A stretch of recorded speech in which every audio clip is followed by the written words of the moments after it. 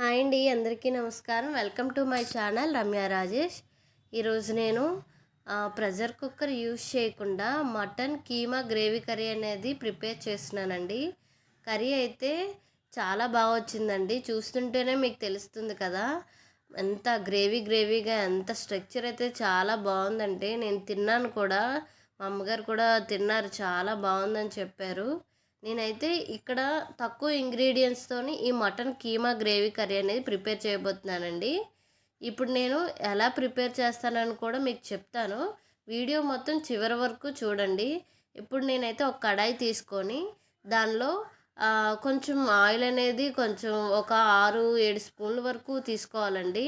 నేనైతే ఆయిల్ కొంచెం ఎక్కువనే తీసుకున్నాను. తీసుకొని నేనైతే ఫస్ట్ ఆఫ్ ఆల్ ఒక 3 ఆనియన్స్ అండి, ఒక 3 ఆనియన్స్ అయితే చిన్న చిన్న ముక్కలుగా కట్ చేసుకొని, ఒక 2 పచ్చిమిర్చులు చిన్నటిగా చీల్చుకొని కట్ చేసుకొని వేసుకున్నానండి. నేనైతే ఈ ఆనియన్స్ పచ్చిమిర్చి అనేది బాగా ఫ్రై చేసుకుంటున్నాను. ఈ ఆనియన్స్ అనేది దగ్గర దగ్గర ఒక గోల్డెన్ కలర్లో వచ్చేటట్టుగా ఫ్రై చేసుకోవాలి. అండ్ నెక్స్ట్ ఇప్పుడే నేను సాల్ట్ కూడా వేసుకుంటున్నానండి. ఎందుకంటే ఇప్పుడు మటన్ కీమానంతాని ఫ్రై చేయాలి కాబట్టి ఇప్పుడే నేను ఆనియన్స్లో సాల్ట్ కూడా వేసేసుకుంటున్నాను. ఇప్పుడు ఇలా నేనైతే మూత అయితే పెట్టి మగ్గించట్లేదు, అలా కలుపుతూనే ఉంటున్నాను. ఒక స్పూను అల్లం వెల్లుల్లి పేస్ట్ కూడా వేసుకున్నానండి నేను. అలా దాన్ని కూడా పచ్చివాసన పోయేంత వరకు ఫ్రై చేసుకోవాలి. నేను చూస్తున్నారు కదా, నేను మొత్తం కూడా ఫ్రై చేస్తూనే ఉంటున్నాను.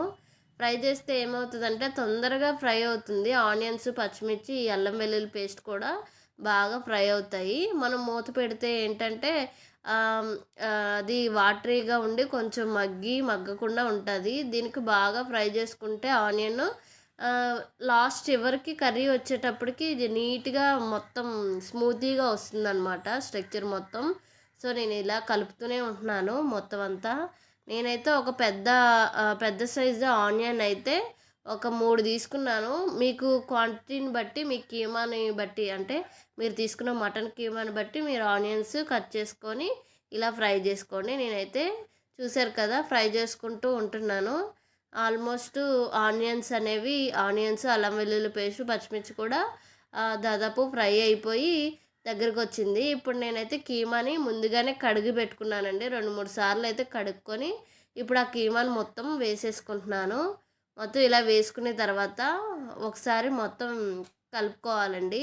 చూసారా, నేనైతే వాటర్ వేయలేదు. ఫస్ట్ ఆఫ్ ఆల్ ఆ కీమాలో ఉన్న వాటర్ మొత్తం ఆ కడాయికి ఇంకిపోవాలి, దాంతోపాటుగా ఉడకాలి మొత్తం అంతా.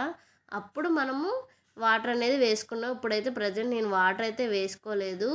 ఒక 1 మినిట్ అయితే నేను మూత పెడుతున్నాను ఇప్పుడు నేను. ఇలా మూత పెట్టాను కదా, ఇప్పుడు మూత తీసేస్తానండి. ఇప్పుడు తీసేసి ఇప్పుడే నేను పసుపు, కారం కూడా వేసేసుకుంటున్నాను. నేనైతే 1/2 స్పూన్ పసుపు వేసుకున్నాను. అండ్ 1 స్పూన్ అయితే కారం వేసుకుంటున్నానండి. మీకు నచ్చినంత మీరు కారం వేసుకోండి. ఇప్పుడు నేను మూత పెట్టట్లేదు. ఇప్పుడు ఇది ఇలా కలిపేసుకొని ఇప్పుడు కారము అలాగే మటన్ కీమా కూడా పచ్చివాసన పోయేంత వరకు ఒక 2-3 నిమిషాలు అయితే నేను మూత పెట్టకుండానే బయట అలా ఉడికిస్తున్నాను. ఎందుకంటే పచ్చివాసన వచ్చేస్తుంది మూత పెడితే, ఆ ఫ్లేవర్ అనేది బయటకు వెళ్ళదు కదా. ఇలా 2 మినిట్స్ అయితే నేను బాగా కుక్ చేసుకుంటున్నానండి కీమాని. ఇప్పుడు నేను మూత పెడుతున్నాను. ఇప్పుడు మూత పెట్టి ఇప్పుడు మనము మటన్ కీమా కోసము కొన్ని ఐటెం తీసుకుందాం. ఏంటంటే ఎక్కువగా నేనైతే గసగసాలు తీసుకున్నాను. రిమైనింగ్ హోల్ మసాలా దినుసులు ఉంటాయి కదా, వాటిల్లో అన్నీ కాదు కొన్నే తీసుకున్నాను. చూపిస్తున్న విధంగా మిరియాలు, లవంగాలు, చెక్కలు, 2 బిర్యానీ ఆకులు తీసుకున్నానండి. ధనియాలు కూడా కొంచెం తీసుకొని బాగా ఫ్రై చేసుకొని మెత్తడి గ్రైండ్ చేసుకోవాలండి. ఇలా గ్రైండ్ చేసుకొని పెట్టుకున్న తర్వాత మనమైతే ఇలా గ్రైండ్ చేసుకొని పక్కన పెట్టుకోవాలండి. దాని తర్వాత చూసారు కదా, ఇందాకలా మనము వాటర్ ఉన్నవన్నీ ఇప్పుడైతే వాటర్ పోయి మొత్తం ఆయిల్ అనేది బయటికి తేలింది. ఇప్పుడు ఆ వాటర్ అనేవి కర్రీకి బాగా ఉడికేంత వరకు బాగా మగ్గింది. సో ఇప్పుడు మనం ఏం చేద్దామంటే ఒక 2 నిమిషాలు అయితే కలుపుకొని ఇప్పుడు మళ్ళా ఇంకొంచెం వాటర్ అనేది తగ్గేటట్టుగా చూసుకుందాం. చూసారు కదా, ఇంకొంచెం వాటర్ తగ్గి ఆయిల్ కూడా పైన తేలుతుంది. సో ఇప్పుడు మనం ఏం చేద్దామంటే ఒకసారి కలుపుకొని కొంచెం మనము ఒక టీ టీ గ్లాస్ ఉంటుంది కదా, ఒక టీ గ్లాస్ అంత వాటర్ అనేవి మనం వేసుకోవాలండి. ఎందుకంటే ఇందాకలా దాని అంటే మటన్ కీమాకున్న వాటర్ మొత్తం ఉడికింది కదా, ఇప్పుడు మనం బయట నుంచి ఒక టీ గ్లాస్ అంత వాటర్ అయితే వేసుకోవాలి. ఇప్పుడు నేను టీ గ్లాస్ అంత వాటర్ అయితే వేసుకొని ఒకసారి కలుపుకుంటున్నానండి.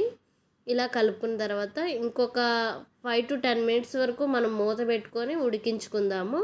దీన్ని ఎంత బాగా ఉడికితే కర్రీ అనేది అంత టేస్ట్ వస్తుంది. ఇప్పుడు ఒకసారి ఓపెన్ చేసి చూద్దామండి.